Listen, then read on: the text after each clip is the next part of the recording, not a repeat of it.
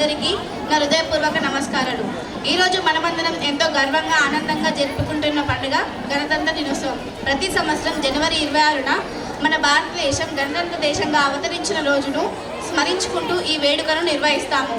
1950 జనవరి 26న మన దేశానికి రాజ్యాంగం అమలులోకి వచ్చింది. ఈ రాజ్యాంగాన్ని డాక్టర్ బిఆర్ అంబేద్కర్ గారి నేతృత్వంలో రూపకల్పన చేశారు. ఈ రాజ్యాంగం మనకు స్వేచ్ఛ, సమానత్వం, సోదరభావం, న్యాయం వంటి విలువలను ప్రసాదించింది. మన స్వాతంత్ర్యం కోసం ఎంతో మంది మహానుభావులు తమ ప్రాణాలను అర్పించారు. మహాత్మా గాంధీ, జవహర్ లాల్ నెహ్రూ, సుభాష్ చంద్రబోస్, భగత్ సింగ్ వంటి వీరుల త్యాగాలను మనం ఎప్పటికీ మరవకూడదు.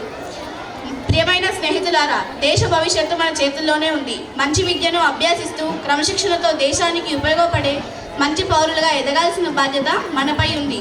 దేశాన్ని ప్రేమించడం అంటే కేవలం మాటల్లో కాదు, మన కార్యాల్లో చూపించాలి.